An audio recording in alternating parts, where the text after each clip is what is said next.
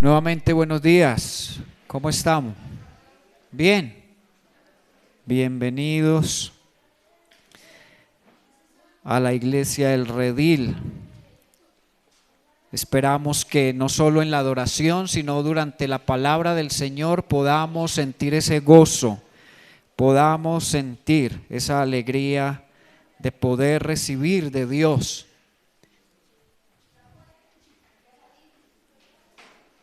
Recibir de Dios lo que Él tiene para darnos. No que escojamos solo lo que queremos, sino lo que Él quiere entregarnos en esta mañana.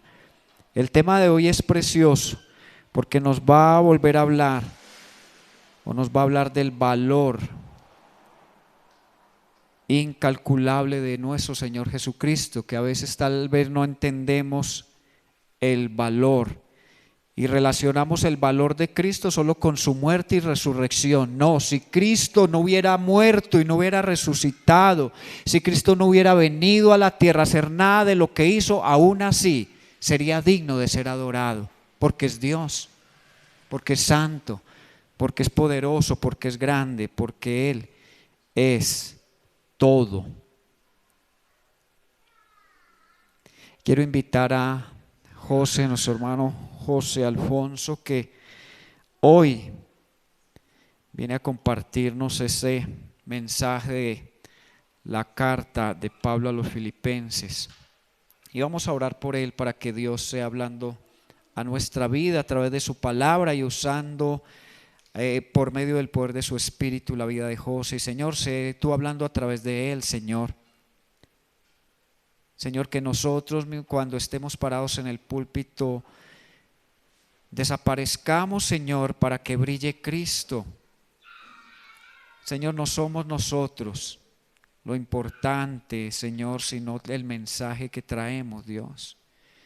Gracias, Señor, por la vida de José, gracias por su esposa, sus hijos, Señor. Gracias por el llamado que le haces continuamente, Señor, a ser instrumento en tus manos. Hoy oramos por él, Señor, que tu Espíritu lo llene, Señor, y lo prepare para la palabra que tú vas a darnos en esta mañana. Tu iglesia está necesitada como siempre, como cada día. Necesitamos, Señor, que nuestra alma sea saciada, y qué mejor refrigerio, bálsamo, que tu palabra, Señor, que es como agua que refresca, como martillo que quebranta, Señor. Quebranta hoy nuestro corazón, que hoy podamos, Señor, ser desafiados a conocer el valor que hay en tu Hijo Jesucristo.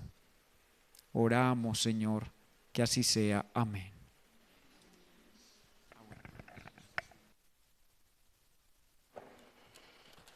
Buenos días, familia. Yo les puedo pedir un favor. Nadie dijo sí. O sea que no les puedo pedir el favor. El favor que yo les quiero pedir es que por favor nos hagamos aquí a este lado, acerquémonos aquí para que no se sienta uno aquí como solo. Pueden hacerse aquí, por favor, hermanos, miren, sentémonos aquí para que nos podamos ver más de cerca y escuchar sus opiniones también. Bueno, muchas gracias por hacerme ese favor.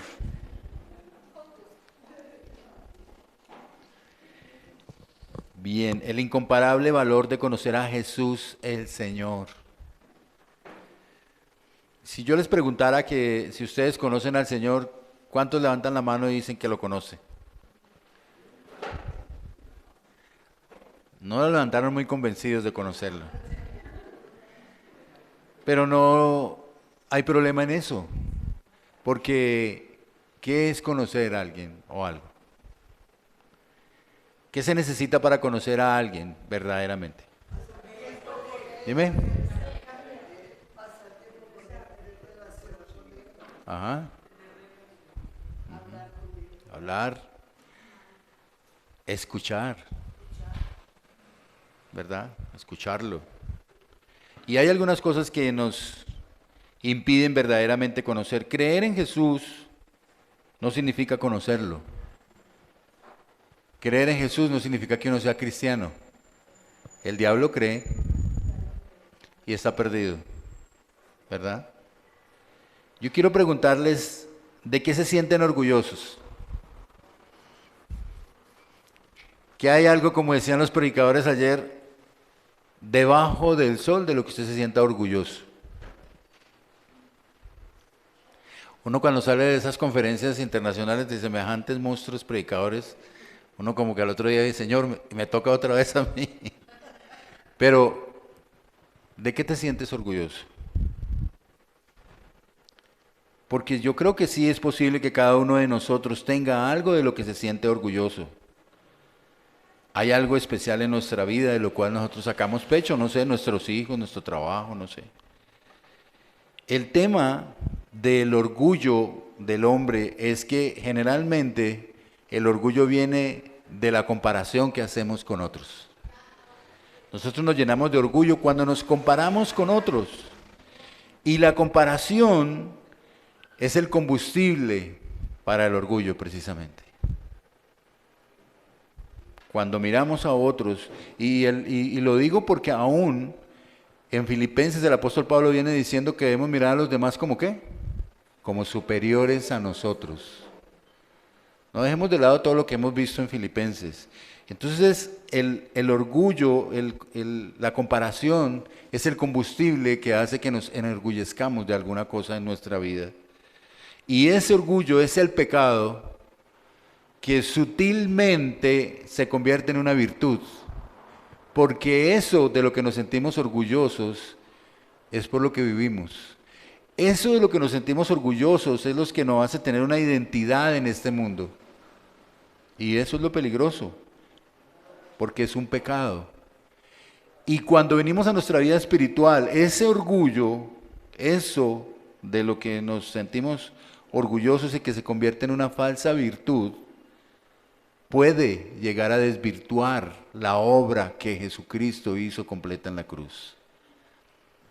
Y es sutil que terminamos a veces luchando en ese orgullo para aceptar la realidad de conocer al Señor. Es necesario entonces, hermanos, que reconozcamos cuál es el verdadero sentido de nuestra vida espiritual. ¿Qué es lo que nos motiva? ¿Qué es lo que nos trae aquí? Es descubrir de verdad esta mañana en quién o en qué ponemos nuestra confianza de vida. Conocer a Jesús, el Señor, aunque el apóstol dice mi Señor porque lo hace personal, pero es de todos, es el fundamento por el cual descubrimos nuestra verdadera vida espiritual. Entonces quiero invitarlos a que vayamos por favor al libro de Filipenses. Vamos a estar en el capítulo 3 y vamos a mirar lo que el Señor nos trae. Capítulo 3 de Filipenses, del versículo 1 al 11. Dice la palabra del Señor. Por lo demás, hermanos míos, regocíjense en el Señor. A mí no me es molesto escribirles otra vez lo mismo, y para ustedes es motivo de seguridad. Cuídense de esos perros, cuídense de los malos obreros, cuídense de la falsa circuncisión, porque nosotros somos la verdadera circuncisión que adoramos en el Espíritu de Dios y nos gloriamos en Cristo Jesús, no poniendo la confianza en la carne, aunque yo mismo podría confiar también en la carne. Si algún otro cree tener motivo para confiar en la carne, yo mucho más, circuncidado a los 8 días de nacer, del linaje de Israel, de la tribu de Benjamín, hebreo de hebreos, en cuanto a la ley fariseo, en cuanto al celo perseguidor de la iglesia, en cuanto a la justicia de la ley hallado irreprensible. Pero todo lo que para mí era ganancia, lo he estimado como pérdida por amor de Cristo. Y aún más, yo estimo como pérdida todas las cosas en vista del incomparable valor de conocer a Cristo Jesús, mi Señor. Por Él lo he perdido todo y lo considero como basura a fin de ganar a Cristo y ser hallado en Él, no teniendo mi propia justicia derivada de la ley, sino la que es por la fe en Cristo, la justicia que procede de Dios sobre la base de la fe. Y conocerlo a Él, el poder de su resurrección y la participación en sus padecimientos, llegando a ser como Él en su muerte, a fin de llegar a la resurrección de entre los muertos. Esa es la palabra de Dios para esta mañana, hermanos. Padre amado, en esta mañana yo quiero darte gracias por esta nueva oportunidad que me permites de compartir tu palabra, Señor. Y es por eso que te ruego, Señor, y es siempre algo que he venido haciendo hace mucho tiempo, que por favor tengas misericordia de cada uno de estos hombres y mujeres que tú has traído hoy. Tú que conoces sus corazones, sus vidas, su necesidad, la profundidad de su ser, de su lucha, que por favor tengas misericordia y ellos puedan recibir palabra de ti y no palabra de hombre, Señor. Por tanto, también te pido que tengas misericordia de mí, por favor, para que hable lo que tú quieres que sea dicho, para que hable lo que tu palabra expresa, Señor, y no las cosas que en mi vida haya podido experimentar y vivir, Señor. Por favor, Señor, trae tu palabra en esta mañana. Yo te lo suplico, en el nombre que es sobre todo nombre, en el nombre de Jesús. Amén. El incomparable valor de conocer a Jesús. En primer lugar, el incomparable valor de conocer a Jesús, el Señor, trae regocijo y adoración a Dios en la persona de Jesús. Esa es una de las características, por eso les dije que se conocían al Señor. El incomparable valor de conocer a Jesús trae regocijo, trae paz, trae adoración en la persona de Jesús. En los versos del 1 al 3 vemos cómo el apóstol Pablo, después de haber tratado la humillación y exaltación de Cristo en el capítulo 2 y haber hablado de sus dos compañeros de evangelio, Timoteo y Epafrodito, ahora llega a esta sección de la carta y comienza diciéndoles: les estoy escribiendo lo mismo. Y cuando uno escucha en el texto bíblico, estoy escribiendo lo mismo, que hay una repetición de algo es porque es importante. Entre otras cosas, cuando analizamos toda la Biblia, es una repetición desde el Génesis hasta el Apocalipsis. Amar a Dios sobre todas las cosas, con toda nuestra mente, con todo nuestro corazón, con todas nuestras entrañas, y amar al prójimo como a sí mismo. Él pudiera haber dicho eso y ya, pero la necedad de nuestro corazón, la corrupción de nuestra naturaleza necesita que se nos repita una y otra vez lo que debemos hacer para estar en el Señor. Así que Él vuelve a repetir. Ahora, ¿qué es lo que Él repite? Él repite dos mandatos que Él ya había dicho anteriormente en la misma carta de Filipenses. Lo dijo en el capítulo 1, versículo 18-25, les dijo que se gozaran. Y en el mismo capítulo 1, versículo 28 dice: y cuídense de los que se oponen. Entonces aquí Él vuelve y repite diciendo: cuídense. Perdón, en el versículo 1, por lo demás, hermanos míos, regocíjense en el Señor. Aquí hay algo diferente, y es que Él coloca la frase en el Señor. Él les había dicho en el capítulo 1 que se regocijaran, pero aquí les dice: ¿en quién? Regocíjense en el Señor. Y vuelve a repetir, como dice el texto, versículo 2, cuídense de sus perros, cuídense de los malos obreros, cuídense de la falsa circuncisión. ¿Por qué Pablo estaba repitiendo estas enseñanzas? Pablo necesita decirle a la iglesia, necesita decirle a sus hermanos, que quieren atacar la enseñanza del Señor, que quieren menospreciar la obra completa de Jesús, que quieren tergiversar el evangelio de Jesús.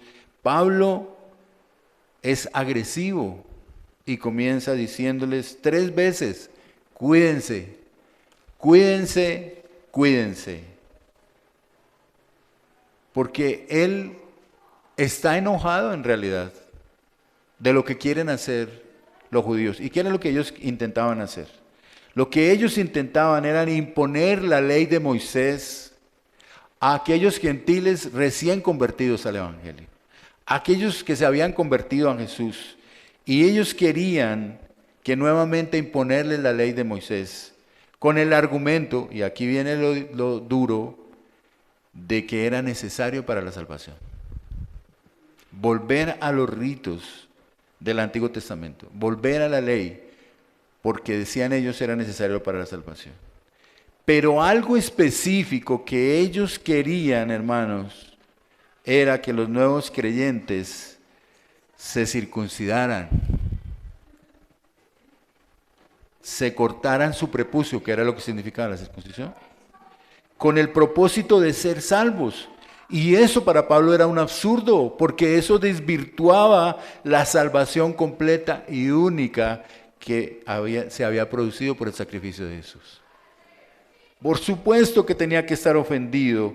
Jesús ya había sido crucificado en la cruz por nuestros pecados, para derrotar todos los sacrificios y todos los ritos que se habían hecho. Eso era una sombra de lo que había de suceder, ya no era necesario. Pero estos judíos, falsos maestros, perros como él los llama, malos obreros, mutiladores del cuerpo, dice él, querían hacer volver atrás a los recién convertidos. Entonces uno puede comprender el enojo de Pablo y sus palabras fuertes, ¿verdad? Ahora sí entiende uno por qué él les dice perros y malos obreros. Entre otras cosas es tremendo, porque ¿a quiénes les decían perros? Los judíos, ¿a quiénes les decían perros? A los gentiles. O sea que es una palabra gruesa para ellos. Los está tratando como ellos mismos trataban a los gentiles, que les decían perros, ¿verdad? Y tenía razón en estar enojado. Ahora, ¿qué es la circuncisión? Pues yo quisiera decir, señora. Sí, ¿qué es la circuncisión? Ok. Entonces, la circuncisión era el orgullo de los judíos. Porque la circuncisión era lo que los hacía, de acuerdo al pacto con Abraham, el pueblo de Dios. Ese era su orgullo, la circuncisión. Quiero que no se olviden de eso, por favor. La circuncisión era una señal del pacto que se había hecho entre Dios y Abraham y sus generaciones. Ustedes pueden leer eso en Génesis 17. Pero no era el fin en sí mismo lo que el Señor quería mostrar de lo que significaba la circuncisión. La verdadera circuncisión era la circuncisión del corazón. Y eso ustedes lo ven en Deuteronomio 30, versículo 6, y también en Deuteronomio 10, 16, 17, desde el mismo Antiguo Testamento, en donde estaba cifrada la circuncisión. Él les dice, yo lo que quiero es la circuncisión del corazón. La circuncisión era un corte que se hacía en la piel, por eso quiero que no se olviden de esto. Pero hermanos, la circuncisión ya se había hecho en Cristo. Cuando Cristo muere en la cruz, cuando Cristo derrama su sangre de una vez y para siempre, esa obra de Cristo en la cruz, por eso ya no era necesaria la circuncisión. Por eso ya no se necesitaba volver a los ritos anteriores. Por eso ya no se necesitaba vivir en la ley de Moisés. Porque Jesús cumplió todo el Antiguo Testamento. En Jesús se cumple toda la ley y los profetas, ¿verdad? Sin embargo, y a pesar de la gravedad del hecho, el apóstol les dice, regocíjense en el Señor. ¿Pero por qué les dice eso? En el versículo 3 dice, porque nosotros somos la verdadera circuncisión. ¿Y qué significa que somos la verdadera circuncisión? Que adoramos en el Espíritu de Dios y nos gloriamos en Cristo Jesús. Esa era decir somos la verdadera circuncisión. Adoramos en el Espíritu de Dios y nos gloriamos en Cristo Jesús. ¿Qué? No poniendo la confianza en la carne. Esos son los verdaderos adoradores. Eso quiere decir, amigos y hermanos, que la salvación de los filipenses entonces y la nuestra hoy está en la persona de Jesús y la obra redentora en la cruz. Necesitamos tener un encuentro con Jesús. Ellos no lo habían tenido. Estos falsos maestros, estos de la falsa circuncisión no habían tenido, habían entrado porque son gentiles, perdón, son judíos convertidos. Estaban dentro de la iglesia, ojo, estaban dentro de la iglesia, pero no habían conocido a Jesús. Por eso, como no lo habían conocido, como no habían entendido lo que era su obra, por eso querían volver atrás. O más que volver atrás era incluir dentro del proceso de la salvación los ritos del Antiguo Testamento. Y eso es lo que se opone el apóstol Pablo. Tener un encuentro con Jesús nos ayuda a comprender la magnitud del corte que se hizo en la cruz a Jesús, del sacrificio de Jesús. Quiero llamarlo corte para que nos comuniquemos con el hecho de la circuncisión. Circuncisión, dice el Señor en Deuteronomio, circunciden pues su corazón y no sean más tercos, porque el Señor su Dios es Dios de dioses y Señor de señores, Dios grande, poderoso y temible, que no hace acepción de personas ni acepta soborno.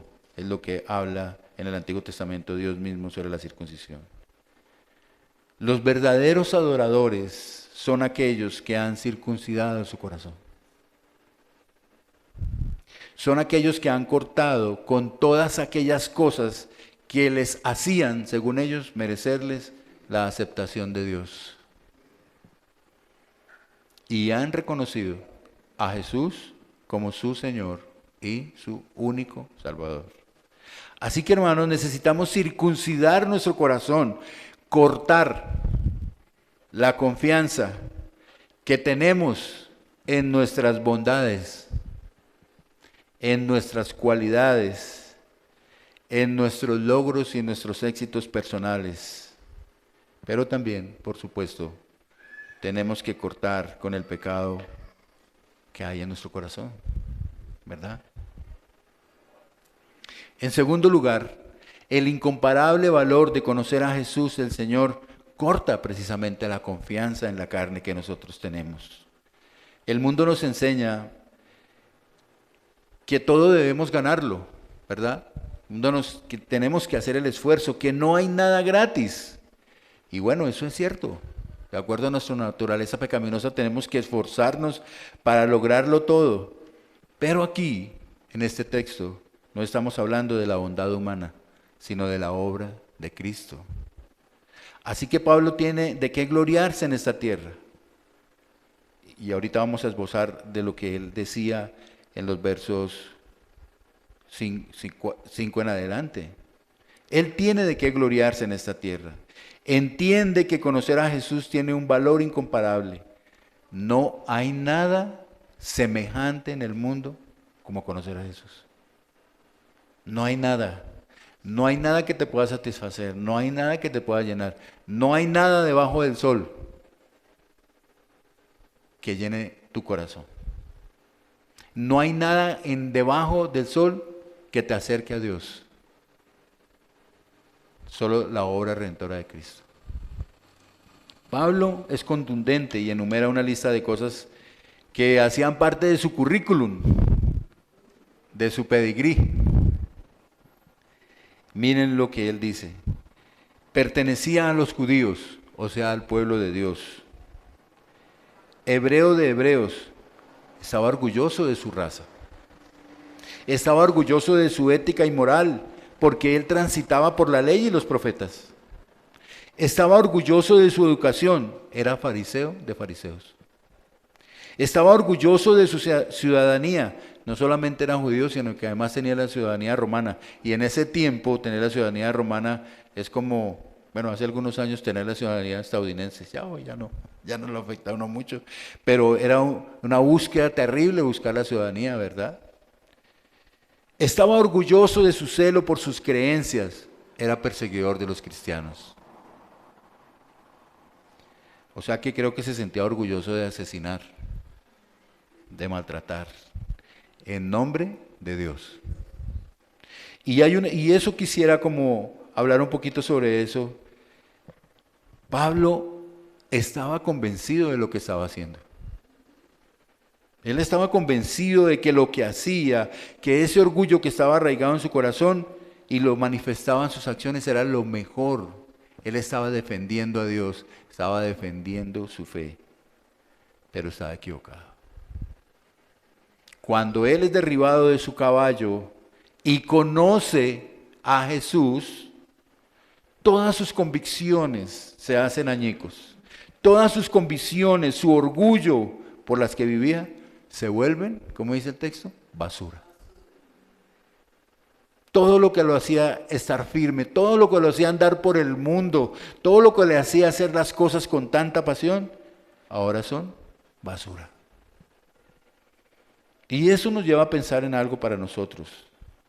Porque finalmente las expresiones de gracia que nosotros le damos a los demás no nos sirven. Escúcheme por favor. Todas esas expresiones de gracia que nosotros manifestamos a los demás no nos sirven de nada en ese anhelo, necesidad que tenemos de justificarnos delante de Dios. Nada de esa gracia que tenemos con los demás nos justifica delante de Dios.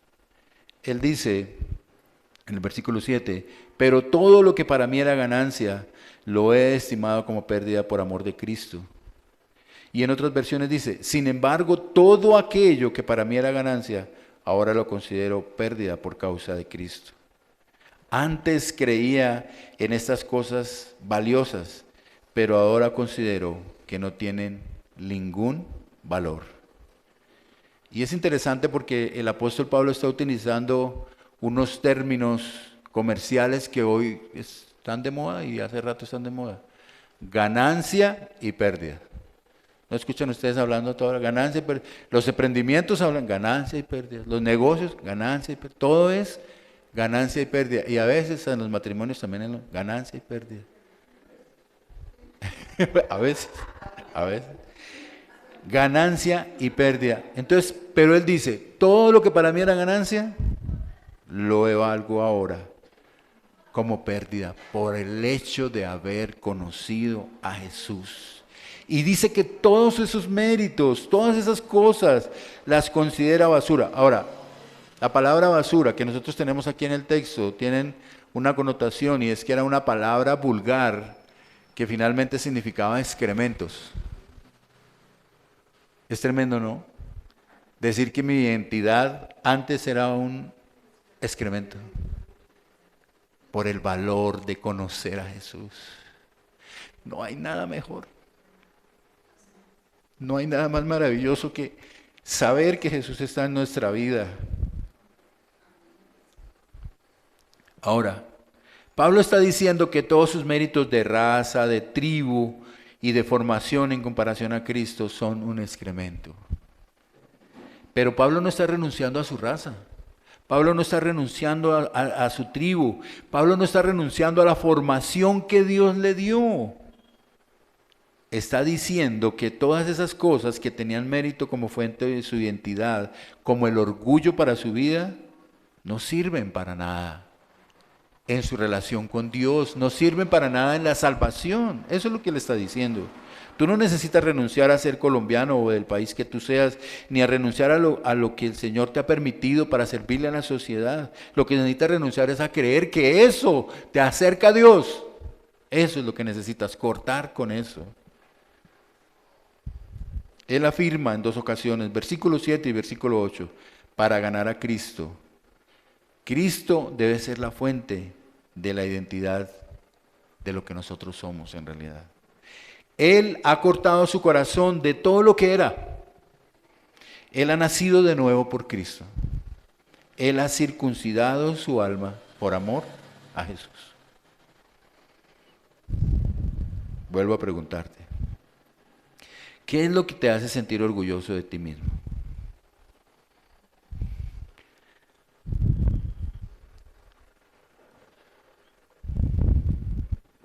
Yo me sentía orgulloso de ser de la Fuerza Aérea.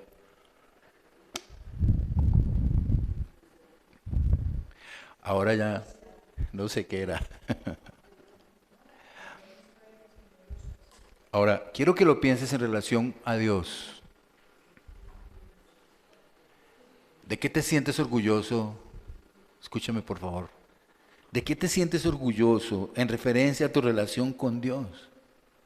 ¿En qué es lo que tú depositas la confianza? ¿Qué cosas creen que te hacen aceptado por parte de Dios? ¿Tu bien ser mamá? ¿Tu bien ser papá? ¿Ser un hijo obediente? ¿La fidelidad y el compromiso que tienes con tu matrimonio? ¿O tu campo profesional que te permite ayudar a la sociedad? ¿O tal vez ese servicio incansable en la iglesia? A veces creemos que eso nos acerca, ¿cierto?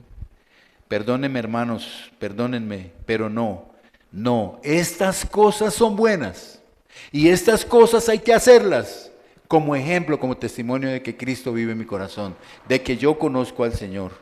Debemos hacerlas, pero ninguna de esas te justifica delante de Dios. Jamás te va a justificar. Confiar en las obras es peor que no confiar en ellas. Y es que es esto, si puedo estar en paz con Dios por medio de lo que hago, entonces ¿para qué necesito a Jesús? ¿Para qué necesito creer y confiar en la obra de Jesús si lo que yo hago es lo que se supone que me acerca a Dios? Ahora, no olvidemos que somos pecadores. Estoy hablando de las cosas buenas que hacemos y que hay de las malas. En tercer lugar, hermanos, el incomparable valor de conocer a Jesús el Señor afirma nuestra fe, afirma nuestra confianza en Cristo. Versículos 8 al 11. A mí me ha llamado mucho la atención que cuando él hace el versículo 8 dice, y aún más yo estimo como pérdida todas las cosas en vista del incomparable valor de conocer a Cristo Jesús, ¿qué? Mi Señor. Y yo le pregunto, ¿qué tal es Jesús en tu relación con Él como Señor?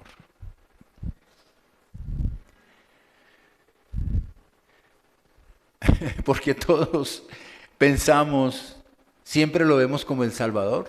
Siempre hablamos del Salvador, nos salva de eso, de lo otro. Y hasta nuestras oraciones son prerrogativas como Salvador, pero nunca como Señor. Porque al final en nuestra profunda oración que tenemos, la parte más difícil es decir, hágase tu voluntad. Pero Él es el Señor. Yo puedo rogarle que haga algo, pero Él es el Señor y tomará la decisión que como Señor le corresponde. Él escucha mi oración, claro que sí, pero es su decisión como Señor.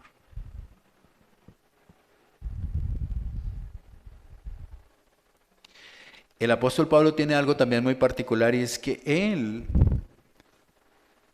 cuando se encuentra con Jesús, cuando escucha la voz del cielo diciéndole por allá en Hechos 9, Saulo, Saulo, ¿por qué me persigues? ¿Cómo contesta él? ¿Qué dice él? ¿Quién eres, Señor? Este tipo tenía un sentido como espiritual que era, tenía un sentido de el respeto, tenía un sentido del lugar que le correspondía a Dios. Así que cuando él escucha esa voz que dice, ¿por qué me persigues? Él inmediatamente dice, ¿quién eres, Señor? No lo conoce. Y Jesús se le presenta y le dice, yo soy Jesús a quien tú persigues. ¿Cómo persigues tú a Jesús?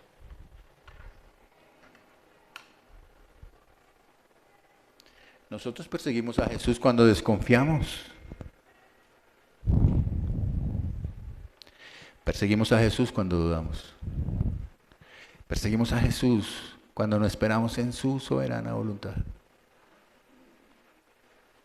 Aún perseguimos a Jesús. Pero desde ese entonces, el apóstol Pablo sabe que Jesús es su Señor. Eso es hermoso.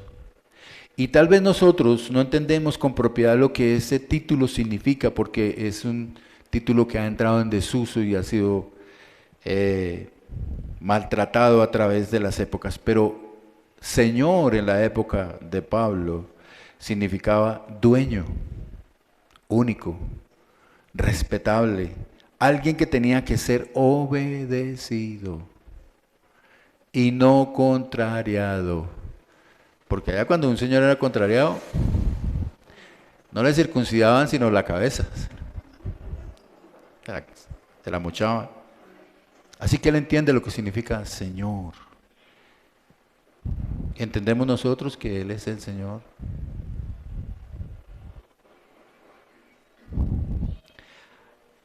Ustedes saben la historia de Nicolás y bueno, la semana pasada, después de todo el tratamiento que le han hecho, le hicieron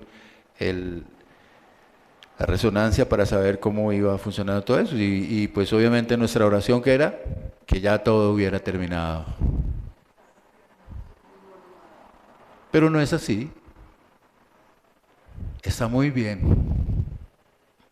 Está muy bien, porque Dios trabaja en su tiempo. Y yo no puedo entristecerme por eso. Debo estar agradecido por las cosas buenas que Dios hace. Y Él es el que ha hecho esto durante estos 6 meses. Y Él está bien. Nicolás está bien. Muy bien. Muchas gracias por orar por él. Pero él está bien. Está comiendo, está levantando peso. Y esta última quimio que es de 3 días estuvo bien. No vomitó ni sintió dolor. Yo le oré, Señor, yo lo único que quiero es que no sienta dolor. No le dolió, no le afectó, no vomitó, comió normalmente. El Señor es bueno y hace su voluntad soberana, pero necesitamos saber que Él es el Señor y Él puede hacer otra cosa. También oré para que no le amputaran la pierna a mi papá, se la amputaron. Pero Él es bueno, ¿verdad? No sé si ya les había contado lo de la pierna, ¿no? Sí, perdónenme que estoy repitiendo, pero quiero que me entiendan. Entonces, hermanos, yo necesito entender que Jesús sí es mi Salvador, pero es mi Señor. No es cualquier cosa.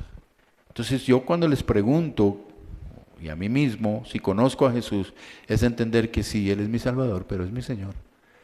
Y sus decisiones deben ser bien tomadas. Él es Señor de Pablo, pero es Señor de nosotros también. Pablo, además, en este texto, va a mostrarnos esas cosas por las que cambió lo que era, porque en esa parte final del texto, hermanos, Pablo nos va a hablar de justificación, de santificación y de glorificación. ¡Qué maravilla! Ustedes me están mirando como que no me creen que ahí dice eso, pero vamos a leerlo. Porque lo que Pablo descubre es que hay una incompatibilidad de las fuentes de justicia.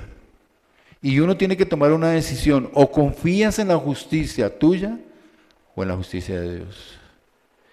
O confías en lo que tú haces o lo que tú eres o en lo que Jesús hace e hizo para nosotros.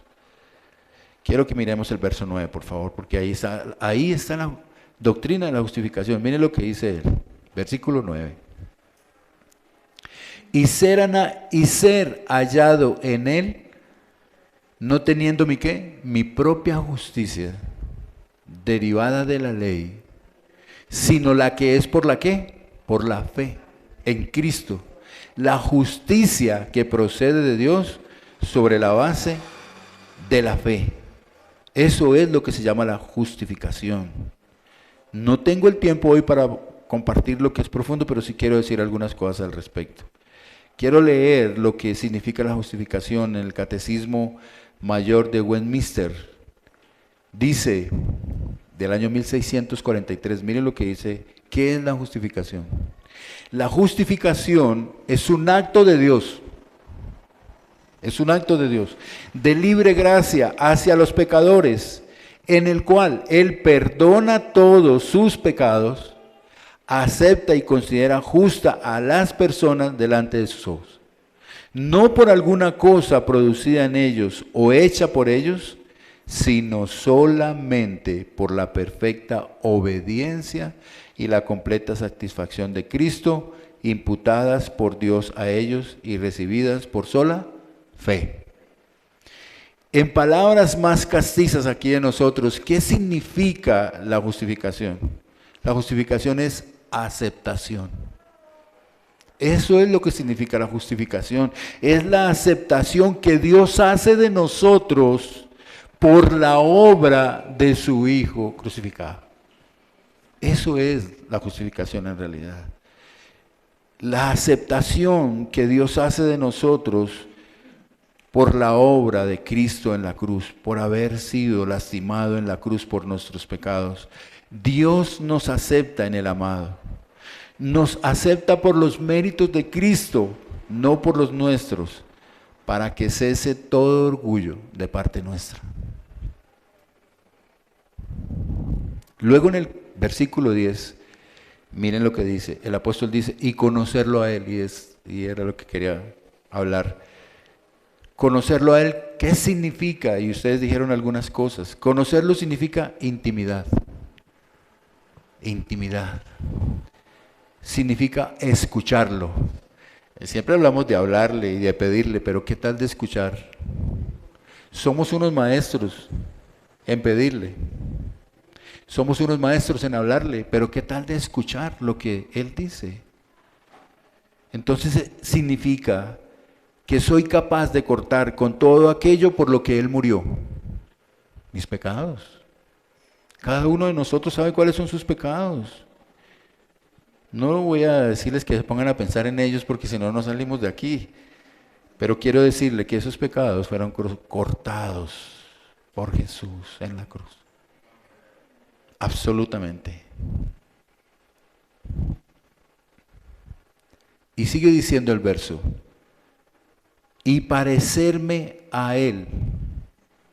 ¿Qué sería parecerse a Jesús? Dime.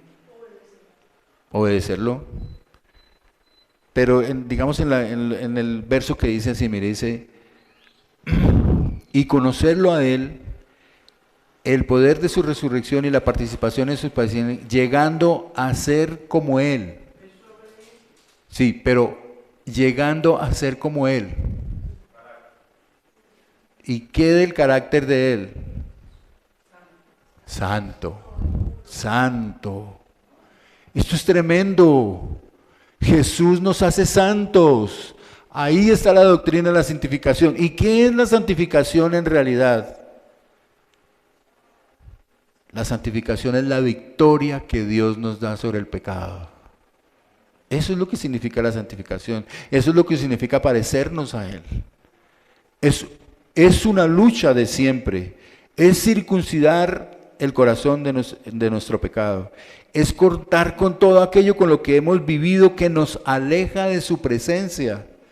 La victoria sobre el pecado es andar distinto en Cristo. No podemos ser igual. Si tú conoces a Jesús, no puedes ser igual a como vivías antes. No podemos seguir igual. Cuando conocemos a Jesús, cambiamos. Quiero volver a hablar del corte. Porque el corte que se hacía en la piel de los judíos en la circuncisión lo hacían, como el mismo Pablo lo dijo, a los 8 días de nacidos. Y eso tenía una connotación muy especial. Porque entre más adulto se hace, más duele. Y incapacita. Acuérdense que en el Antiguo Testamento los judíos hicieron circuncidar a un pueblo, ¿para qué? Para destruirlo. Una mala treta. O buena, dependiendo cómo se mire. Pero para ser exactos, siempre eran circuncidados a los 8 días cuando eran presentados en el templo. Pero igual, cualquier persona que quería pertenecer al pueblo judío tenía que circuncidarse, y eso verdaderamente duele, y eso verdaderamente incapacita. Y quería traer eso a colación es porque dejar el pecado duele. Dejar nuestra manera de vivir duele. Nos duele, claro que nos duele. Y entre más viejos seamos, más nos duele. Cuando la mujer estaba al frente de Jesús y les dijo a todos, el que esté libre de pecado, tire la primera piedra. ¿Quiénes fueron los primeros que soltaron las piedras? Los más adultos. Y los jóvenes todavía dudaban que tenían pecado tal vez, pero finalmente la soltaron, ¿cierto? También se dieron cuenta que eran pecadores. Hermanos, si el pecado no fuera delicioso, si el pecado no fuera dulce, pues lo dejaríamos de antemano.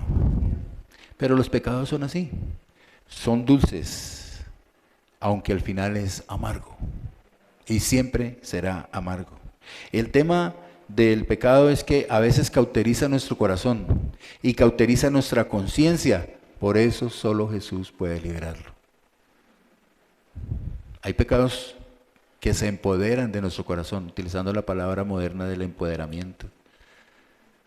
Y el único que puede liberarnos de ese pecado es Dios, es Jesucristo. Hay una canción, que no sé si la han cantado aquí, hay una canción que decimos que Dios nos ama tal como somos.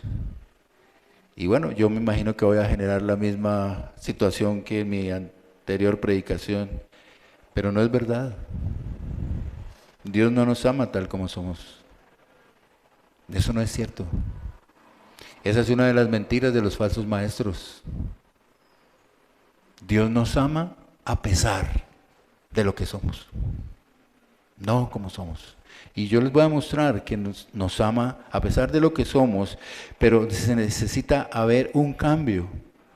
Dios nos ha amado a pesar de lo que somos, nos ama a pesar de lo que somos, pero Él quiere que por el conocimiento que tengamos de Jesús, vengamos al arrepentimiento y abandonemos el pecado, claro que sí. ¿Será una lucha? Claro que sí, que no será en nuestras fuerzas, sino con el Espíritu Santo de Dios. Pero acuérdense de Nicodemo. ¿Qué le dijo Jesús a Nicodemo cuando le preguntó cómo debía heredar el reino del cielo? Nacer de nuevo. Entonces no lo amaba tal como era. Tenía que nacer de nuevo. No en la carne, en el corazón. Tenía que circuncidar su corazón de los pecados. Y el apóstol Pablo también dice en 2 Corintios capítulo 5, versículo 17, de modo que si alguno está en Cristo, las cosas viejas ahora, entonces no nos ama tal como somos. Nos ama a pesar de lo que somos y cambiamos por el poder de su Espíritu. Pero no nos ama tal como somos, hermanos. No debemos entonces pensar que podemos vivir igual. Debemos cortar con el orgullo, con la mentira, con la avaricia, con la envidia, con la pornografía, con el chisme, etcétera, etcétera. Con lo que cada uno de nosotros pueda entender en su corazón que es lo que tiene que cortar. Finalmente, el apóstol dice, al ser aceptados, o sea, al ser justificados, al ser santificados en la victoria contra el pecado, en el verso 11, miren la maravilla con la que termina este texto. A fin de llegar a la resurrección de entre los muertos. Es decir, que si mantenemos nuestra vida en Cristo, que si conocemos a Cristo, podemos participar de la gloria de Dios, hermanos. Podemos disfrutar de su presencia. No es en vano. Y quiero utilizar el término económico de hoy, tres en uno. En este texto el apóstol Pablo nos ofrece 3 en 1 por Cristo. Justificación, santificación y glorificación. 3 por 1. 3 por la muerte de Cristo. 3 por su obra completa. 3 para nosotros que no merecemos nada. Santificación, justificación y glorificación, hermanos. Ese era el gozo del apóstol Pablo, esa era su alegría. Por eso dejó todo lo que era, por ser justificado, santificado y glorificado. Porque un día va a estar con el Señor. Porque un día vamos a estar con el Señor. Si perseveramos. Si le conocemos de verdad. Si Jesús es nuestro Señor.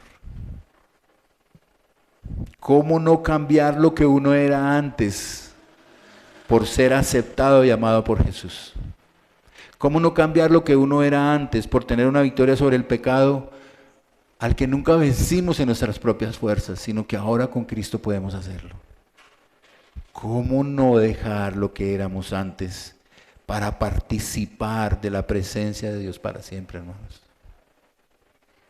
¿Cómo no hacerlo? ¿Le gustaría eso? Oremos. Padre amado, en esta mañana yo quiero darte gracias, Señor, por tu palabra, Señor. Ayúdanos, Señor, no solamente a creer en ti, sino a vivir para ti, Señor. Ayúdanos, Señor, a dejar de lado todas nuestras cosas para que podamos comprender el incomparable valor de conocerte a ti, Señor. Que no hay nada que pueda hacer aquí en esta tierra para ser salvo, sino solo conocerte a ti, Señor. Que no hay nada más importante para nuestras vidas que conocerte a ti, Jesús. Ayúdanos a considerar el conocimiento que tenemos de ti en nuestra vida, Señor.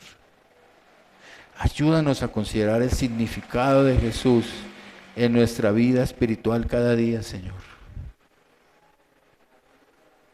Ayúdanos a ejercer nuestra fe a través de la absoluta confianza de que tú, Señor, has borrado nuestros pecados para siempre, Señor. De que tú nos das la fortaleza, la fuerza, la victoria, el dominio propio para vencer al pecado con el que luchamos, Señor. Ayúdanos a vivir nuestra fe sabiendo también que un día vamos a ser glorificados, resucitados y estar en tu presencia, Señor. Ayúdanos a entender también que conocerte a ti fortalece nuestra vida en las situaciones difíciles. El apóstol Pablo estaba en la cárcel defendiendo el evangelio que tú le mostraste, defendiendo la obra de Jesús. Y estaba en la cárcel. Y sin embargo hablaba de regocijarse, porque tenía su fe intacta, porque su fe estaba en ti, porque sabía quién era a través de Jesús. Así que, Señor, ayúdanos a conocerte en la intimidad y en la profundidad que nos es necesario, Señor, para guardar nuestro corazón y darte a ti siempre la gloria y la honra, Señor. Ayúdanos a cambiar nuestras prioridades, aún nuestras angustias y nuestros miedos, porque conocerte a ti le da sentido a nuestra vida, le da sentido a nuestra existencia, Señor. Porque conociéndote a ti, Señor, somos aprobados, aceptados, perdonados y tenemos una dirección para nuestra vida. Gracias por esta palabra, Señor. Ayúdanos, Señor, cada día de nuestras vidas a estar pensando en el incomparable valor de conocer a Jesús, mi Señor. Que cada uno de nosotros, Señor, reciba eso en su corazón, de que tú eres no solamente nuestro Salvador, sino nuestro Señor. Yo te lo ruego, Padre amado, en esta mañana, en el nombre del Cordero de Dios que quita el pecado del mundo, en el nombre del Cordero Inmaculado que está sentado a la diestra del Padre, en el nombre que es sobre todo nombre, en el nombre de Jesús. Amén. Que Dios los bendiga, hermanos.